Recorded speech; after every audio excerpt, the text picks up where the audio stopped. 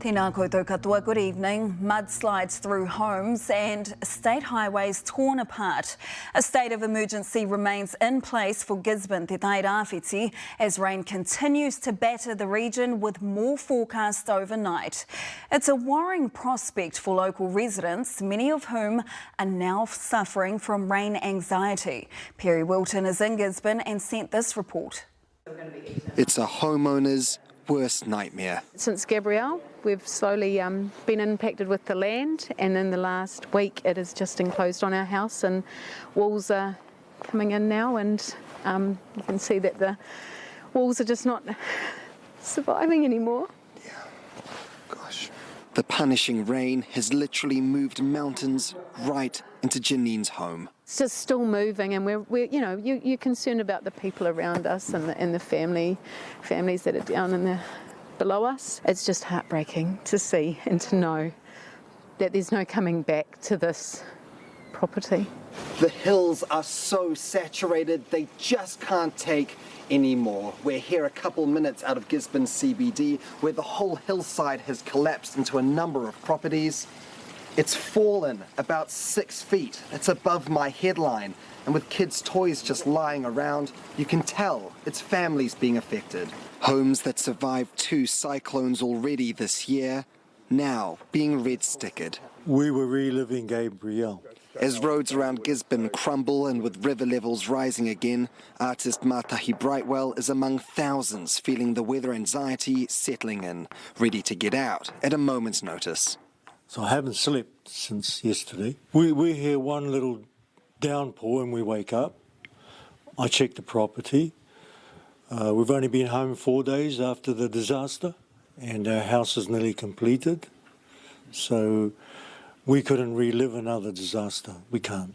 And he's not the only one. In the small town of Te Akaraka, just inland from Gisborne Central, iwi have independently set up an evacuation point for the displaced. We posted up a few of the photos of our setup here last night, and I guess what it gave for them was reassurance that there was going to be shelter, that there were going to be the toilet facilities available, that we have lighting here available in the marquee, and we have cooking facilities all ready to go. And when the rain falls, the roads do too. The soil saturation is cracking major road networks, sending asphalt plunging to the valley below. This is what's become of State Highway 2. Gisborne now can't get through the valley here to a Portiki, and with the trees still creaking behind me and the tarmac still tumbling down the hillside, it's going to take a long time to get this road back up and running. It won't be quick to get all the work done. And while they're getting in more recruits, more boots on the ground always helps. The sodden soil is forcing livestock to even higher ground. It's not good for anyone. No one can really function, and this saturation is definitely over 110%. It's like soft porridge. Well, we're not expecting it to be dry until summer, so we're just going to see far more and more of these things happening over the next while. People are tired, they're fed up, and they're frustrated, and fair enough too. I mean, roads that are getting impacted yet again, that were impacted last time, that were impacted before. These guys haven't had a fair break. Further south, central Hawke's Bay has been hit just as hard. Well, we got a region now. Major roadways have crumbled, and here, State Highway 50 is out of action. We need to get our infrastructure and our bridges and our accesses up and running ASAP, because it's just crucifying the rural communities. And while weather over the region doesn't look like it's going away in a hurry, we're now waiting for another evening of confusion. For some, the damage has already been done. And Perry joins us now. Perry, what are you seeing there?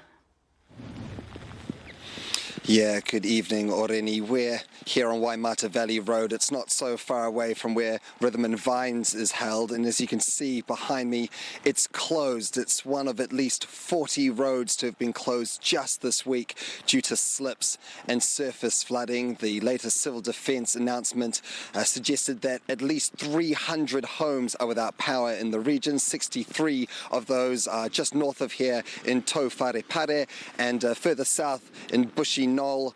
They're cut off and are also without power.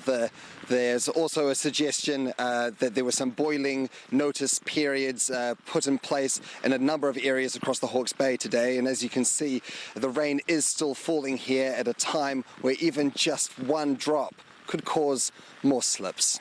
Perry, tēnā koe.